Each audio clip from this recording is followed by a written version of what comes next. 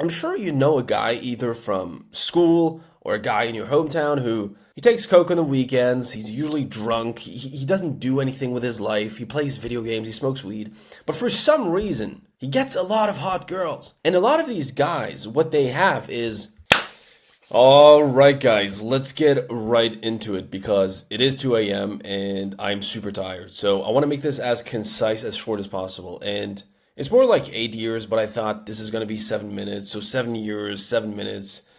Sounds pretty good. So, first of all, 99% of the dating advice you see on YouTube, and this is ironic because this is a YouTube video, that you see on the internet is BS. Because there is no magic opener. There is no line that will get you laid.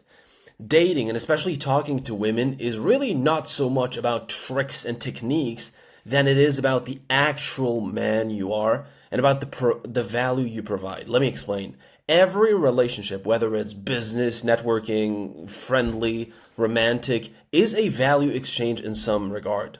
You are friends with somebody because they either bring you fun, they bring you money, but they bring you something. There is some value attached there, right?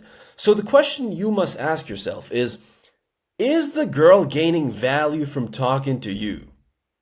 And if you can't answer that question, if you don't have like a list of reasons why in a given interaction, the person you're talking to, or especially a very attractive girl, is gaining from talking to you, you need to work on yourself. And you have to answer, you have to be able to answer that question immediately.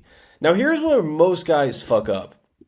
And I have this little pyramid here. I just draw this. But basically, a lot of guys, most guys are stuck in this lower level paradigm. They're stuck in thinking it's about what you say. Oh, so what is the thing I should say? What is the best opener?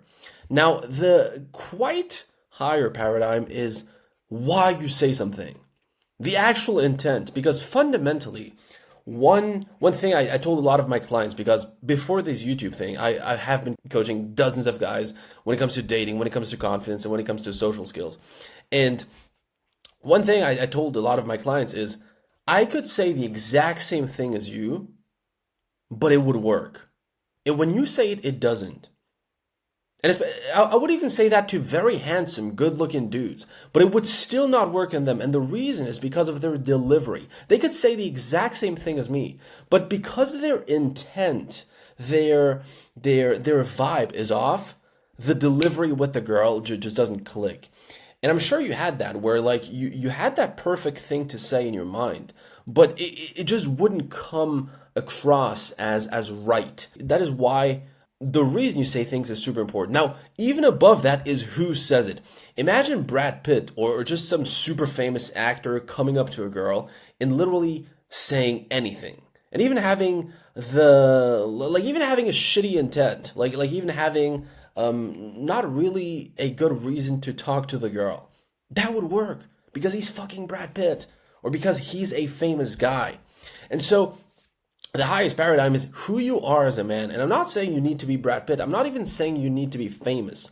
And this is what we'll get into right now. But you need to have value to provide to the person you're talking to.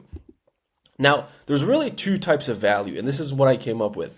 There's your social value and your absolute value. And what I mean by that is your absolute value is the value that most guys think of, right? When a guy thinks, oh, I'm not valuable enough, I'm not good enough to talk to the girl, he probably thinks of his absolute value, which is what makes him inherently valuable as a person, right? The looks, status, money, I need to speak more languages, it's my intelligence. But there's also your social value. And your social value is how you are being perceived during the encounter. And this is your humor, your voice, your social skills, your charisma, the vibe. And so I'm sure you know a guy either from school or a guy in your hometown who he takes coke on the weekends, he's usually drunk, he doesn't do anything with his life, he plays video games, he smokes weed, but for some reason, he gets a lot of hot girls. And he just has this thing. And a lot of these guys, what they have is not the absolute value because they're not valuable dudes per se, but they have a lot of social value. They know how to use their charisma. They know how to make people perceive them in a great way. So you could be the objectively most valuable guy in the room, but if you're not, but if you're standing in the corner pretending to be cool, and I'm thinking of all of these guys in the club, who they're like just standing in the corner like this, and they pretend like they're mysterious and cool. None of that matters because the girl is not gonna come up to you. Shocker, I know. You still need to make the first move. You're the man. So, as a conclusion, you need to work on both, but you can't neglect your social value. You absolutely need to improve as a man, right? You need to work on your finances, you need to work on your health, go to the gym, you need to learn, become wiser, expand your network, travel, all of these things. But you can't neglect your social value. Now, the next thing is you will never outperform your negative self-talk. How you feel in the interaction is how the girl will feel, right? Women will typically mirror your emotions. How do you talk to yourself? I want you to analyze your inner monologue last time you saw a pretty girl. So whether it was at a bus stop, whether it was in the grocery store yesterday, last time you saw a hot girl, what was the thing that was going through your mind? What was like the first thing? Probably the first thing is, oh, she's really pretty or she's hot. But what came right after that? And for a lot of guys, that was actually the case for me in the past. It was either, oh, she's too hot for me. She's probably going to reject me. It's not worth it. I don't have the time right now. Just a lot of bullshit.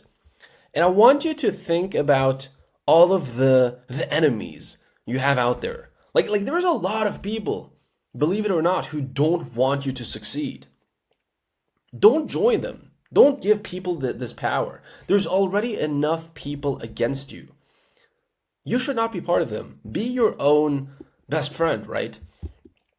Now, the next thing is, now that we talked about that self-talk that you might potentially have, how do we create a healthy self-talk? How do we create a 2.0 mental model? So next time you see a very attractive girl and that negative thought comes up, either, oh, she's going to reject me, this is not for me, I'm not good enough for her, I want you to ask yourself, is this really me? Like, is this thought actually me? Because what we do as guys is, a lot of the time, we identify with the thought we have. When really it's not us. It's just a thought. So you can actually take an outside perspective and label that thought. You don't have to attach your identity with it. And replace that thought with a healthy, positive one. So for example, instead of saying, oh, I'm scared and I can't go up to the girl. I'm scared and this is exactly why I'll talk to her. So you can actually reframe pretty much everything. So instead of saying, I don't feel like doing it right now, there is no pressure. I just want to have fun and check if she's cool.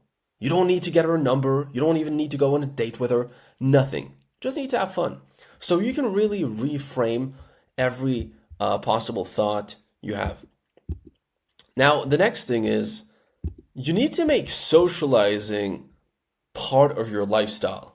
Because what I noticed with a lot of the guys I've helped in the past, either it was a lot of engineers, developers, guys in finance, a lot of very analytical, rational dudes, is the entire day they would work on, Excel sheets or be on their laptop. And that was the case for me, right? When I was building my business or when I was studying. And so all day you're just working on all of this logical stuff. And now when you have to go out, when you have to socialize, it's almost like you have to press on this on button, right? It's like this off on switch button. And that is extremely difficult to do because when you see socializing as something you need to have to switch on, it requires a lot of activation energy. For all the chemists, nerds out here, you're going to know what I mean, but you're rusty. You're basically rusty because you're not socializing on the regular. It's not a common habit of yours.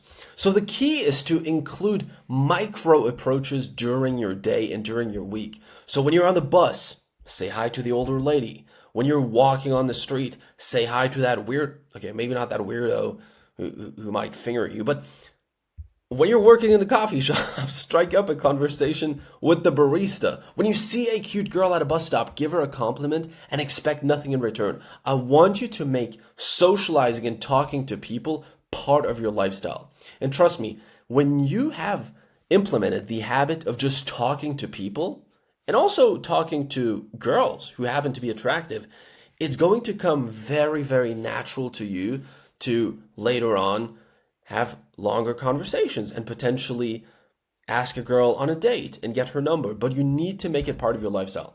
So that was a very quick video because I'm extremely tired.